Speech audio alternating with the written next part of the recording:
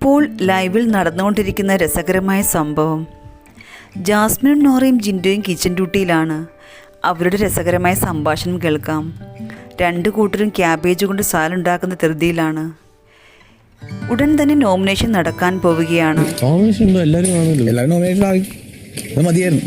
നിങ്ങൾ 10 പേർ നോമിനേഷനിലേക്ക് എത്തിയിരിക്കുന്നു. അങ്ങനെയാണെങ്കിൽ എന്തിനാണ് 13ാമത്തെ ആഴ്ച സ്കിപ്പ് ചെയ്ത് ടിക്കറ്റ് ഫിനാലിലേക്ക് പോകുന്നത്? എല്ലാവരും വരും. എല്ലാവരും മൈ മിസ്റ്റേക്ക്. എവരിവൺ വരട്ടെ. ചിലപ്പോൾ ഈ ആഴ്ച നോമിനേഷൻ ആയിരിക്കും, വേണമെങ്കിൽ പറയാൻ പറ്റില്ല. ചിലപ്പോൾ ഈ ആഴ്ച നോമിനേഷൻ ഉണ്ടെങ്കിൽ എന്താ എല്ലാവരും ആവും.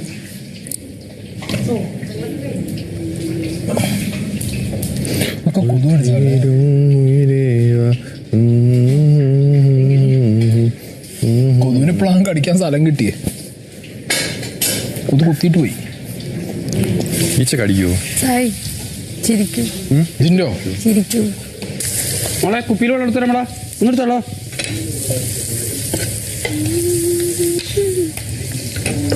മോളെ നന്ദു വെള്ളം എടുത്തോന്നപ്പാ. ആ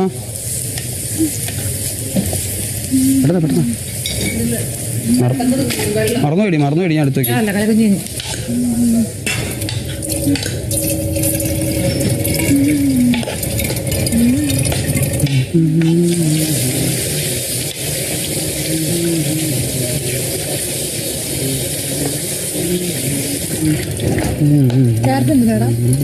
മറ്റേ പുലാവാക്കാൻ എങ്ങനെ പുലാവാക്കും? മറ്റേ റൈസോ? ബസ്മതി റൈസ്. ഇരിക്കുന്ന റൈസോ എന്ന് പറഞ്ഞാൽ ഇന്നലെ കൊണ്ടുവന്ന റൈസ് ആക്കണോ? ഓക്കെ.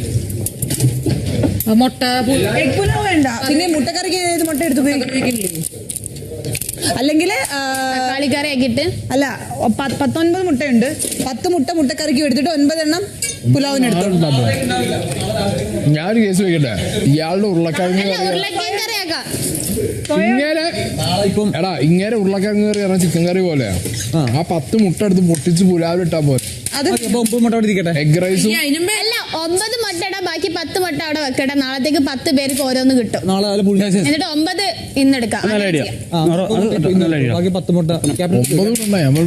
ഇട്ടിട്ട് 10 അപ്പൊ എല്ലാവർക്കും കറക്റ്റ് കിട്ടും. നാളെ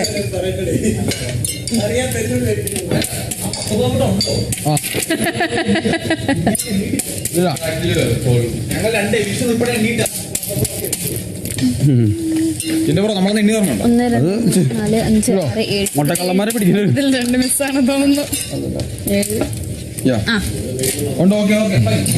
അപ്പൊ 9 എന്നെടുത്ത് 10 നാളെ എല്ലാവർക്കും ഓരോ. അർജുൻ നീയും കട്ടില്ല, ഞാനും കട്ടില്ല. 2 എവിക്ഷൻ ഉൾപ്പെടെ എണ്ണിയോട് നന്നായി. നമുക്ക് അറിയാവുന്നല്ലേ പാടാൻ പറ്റില്ലോ.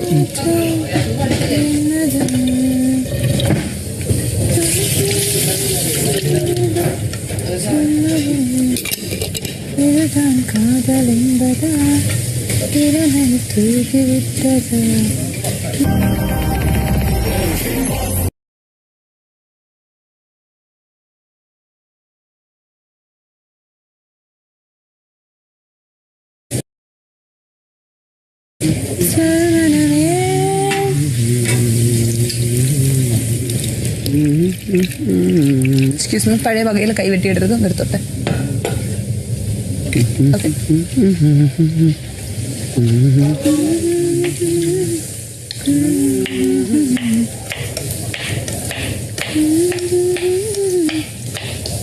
അങ്ങോട്ട് വരണം. എന്ത് വാങ്ങിയതാ? ഇത് തട്ടിയിട്ടോടി ദൈവത്തെ ഓർത്ത്. നിങ്ങൾക്ക്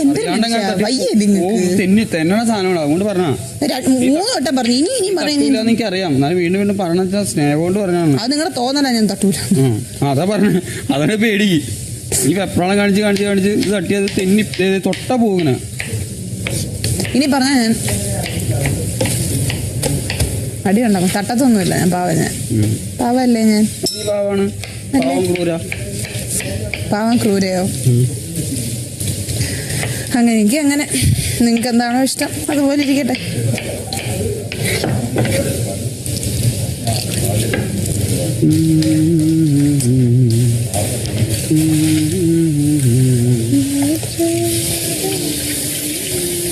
കറിക്ക് കൊള്ളത്തില്ല ഇത്രയും ക്യാബേജ്.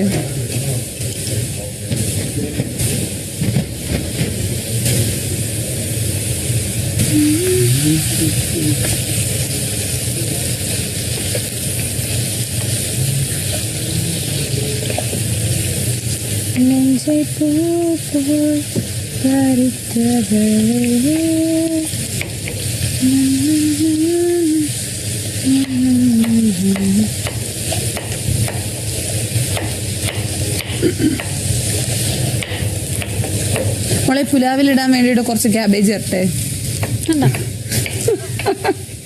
ക്യാബേജ് ഇപ്പൊ പാത്രത്തിൽ കൊള്ളാണ്ടായി.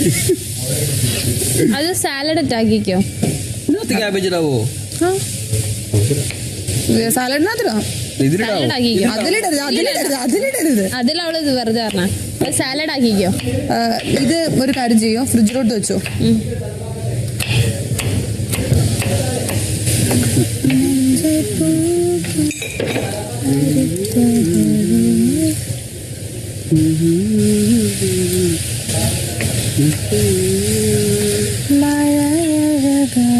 നന്ദൻ എവിടെ? ഉരുളക്കയും കട്ട് ചെയ്യാൻ പറഞ്ഞില്ലേ? പോയോ? മറന്നോ? ഇതാണോ?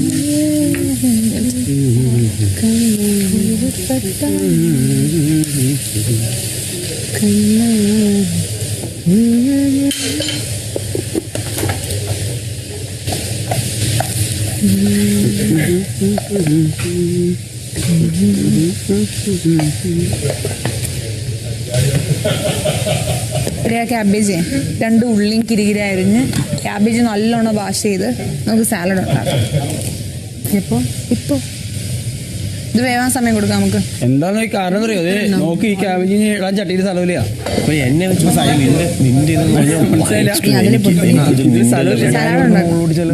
ഞാൻ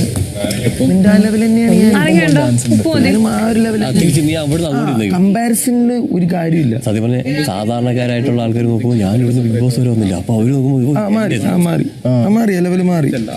പക്ഷെ അത് ഇപ്പോഴും വലിപ്പം ചെറുപ്പത്തില് കാര്യമില്ല, ഓഫീസിൽ പോകേണ്ട കാര്യമില്ല. നമ്മളിങ്ങനെ പ്രൂവ് ചെയ്ത് പോയിക്കൊണ്ടേയിരിക്കും. സസ്റ്റെയിൻ ചെയ്ത് ഓപ്ഷൻ കൊടുക്കുമായിരിക്കും. അവിടെ ഈഗോ ഒക്കെ അതെടുത്ത് കളയാം, അതിന്റെ ആവശ്യമില്ല. അപ്പോഴാണ് നമ്മൾ ഈ അളന്ന് വെച്ച് നോക്കണം, അതിന്റെ ആവശ്യമില്ല. ഞാനതല്ലേ ഇപ്പൊ ഇവിടെ വന്ന് എത്ര പേരുണ്ട്, ഞാൻ ഈക്വലായിട്ട് റെസ്പെക്ട് കൊടുക്കണം. ഞാൻ പുറത്ത് ചെയ്യുന്നല്ല, ഇവിടെ വന്നിട്ട് ഇവിടെ ഉള്ളതിൽ ഏറ്റവും ഫോളോവർ ഉള്ളത് നിനക്കല്ലേ 1.6. പക്ഷെ എന്നാലും ഞാൻ ഇവിടെ ഈക്വൽ റെസ്പെക്ട് കൊടുക്കണം. എനിക്ക് ആ അഹങ്കാരി ഈഗോന്നില്ല. ഇവര് എന്നെ കാട്ടി വലിയ ആൾക്കാരാണ് അങ്ങനെ എനിക്ക് ചെല്ലാൻ പറ്റും. കാരണം ഇവിടെ എല്ലാരും ഈക്വലാടാ. അപ്പൊ എല്ലാവരും ചിലവർ സംസാരിക്കുമ്പോഴൊക്കെ ഞാൻ പോണ്ട, ശരിയല്ല. നമ്മളെന്തുവാ, നമ്മൾ പുറത്ത് എന്തുവാന്നല്ല, എല്ലാവരും ഈക്വലല്ലേ. എനിക്കൊന്നും എന്റെ സ്വഭാവം അങ്ങനെയാണ് ബേസിക്കലി. എന്തൊക്കെ ചെയ്തു വെച്ചാലും എനിക്ക് എപ്പോഴും ഡൗട്ട് അടി, ഞാൻ പോരാ, ഞാൻ ഇത്രേ ഉള്ളൂ. ഞാൻ അങ്ങനെ ചിന്തിക്കുന്നത്. ഇത്ര പേര്, ഇത്ര ഫാൻസ്, അല്ലെങ്കിൽ ഇത്ര എന്നെ സ്നേഹിക്കുന്ന ആൾക്കാർ, അങ്ങനെ ഫാൻസ് എന്നെ സ്നേഹിക്കുന്ന ആൾക്കാർ, മനസ്സിലാക്കി ഞാൻ ഡൗട്ട് അടി, ഞാൻ ഇത്ര ആനയുടെ ഇപ്പൊ ആനക്കറിയില്ല എന്ന് ഇടയ്ക്കിടയ്ക്ക് എന്റെ അടുത്ത് പറയും. പക്ഷെ ഉണ്ടല്ല, ഞാൻ അങ്ങനെ ചിന്തിക്കാറില്ല.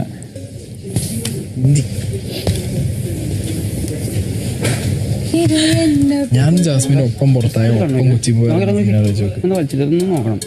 പറ്റൂല, അങ്ങനെ എന്തായാലും പോകില്ല. അവൻ ഔട്ട് ആവുമായിരിക്കും. പക്ഷെ എത്തുന്ന സ്ഥലത്ത് എയർപോർട്ട് തീരുമാനമുണ്ട്. സെപ്പറേറ്റ് പിന്നെ ഫാൻസും ജാസ്മിന്റെ ഫാൻസും കൂടെ ആ ഒരു ആഴ്ച കൊണ്ട് ഗെയിമും വലുതായിട്ട് മാറാൻ പോകുന്നില്ല. ആരുടെ സ്റ്റാർട്ട് മാറാൻ ചാൻസ് അല്ലേ? മേബി മാറാം, പറയാൻ പറ്റില്ല.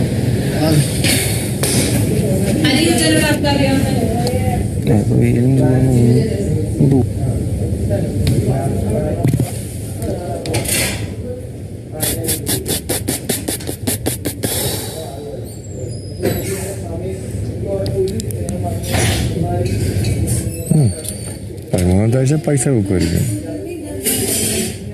അതൊരു 3-4 ദിവസം ഇരിക്കുമായിരിക്കും. 3 ദിവസമെങ്കിലും വെക്കും. 2 ദിവസം എടുത്തില്ലെങ്കിൽ 2 ദിവസം ഇരിക്കും. കാരണം ആദ്യത്തെ ദിവസത്തിൽ അല്ലെങ്കിൽ അതിലെടുക്കാൻ താല്പര്യം അവർ ഇത്തിരി പറയും, എന്തെങ്കിലും താല്പര്യമുള്ള ഒരാളൊക്കെ ചോദിക്കും. എന്നിട്ട് അവർക്ക് ടാസ്ക് വെച്ചിട്ട് അതിൻ്റെ ആവശ്യമുണ്ട്. ടാസ്ക് പൈസ എന്ന് പറയുന്നത് മനുഷ്യന്മാരുടെ കണ്ണ് മഞ്ഞളിക്കുന്ന ഒരു സാധനം. ഇപ്പം നമ്മളിപ്പോൾ ആ സമയത്ത് ഇവിടെ ഒരു 8 പേരുണ്ട്, 7 പേരുണ്ട്, 9 പേരുണ്ടെങ്കിൽ എമൗണ്ട് അനുസരിച്ചായിരിക്കും ആൾക്കാരുടെ വ്യത്യാസം വരുന്നത്. ഞാൻ പറഞ്ഞത് സ്ട്രേറ്റ് അവേ എമൗണ്ട് കാണിക്കും, എന്നിട്ട് എത്ര പേർക്ക് താല്പര്യമുണ്ടെന്നൊരു കുറച്ച് ടൈം എടുക്കും. സംഭവം ഒറ്റടിക്ക് തീർന്നു പോകത്തില്ല. അത് ഇപ്പോൾ ആദ്യം അതിന് ടാസ്ക് ആണല്ലോ, എന്തായാലും ഒന്നിൽ കൂടുതൽ ആൾക്കാരുടെ ടാസ്ക് വെക്കും. അങ്ങനെയാണ്.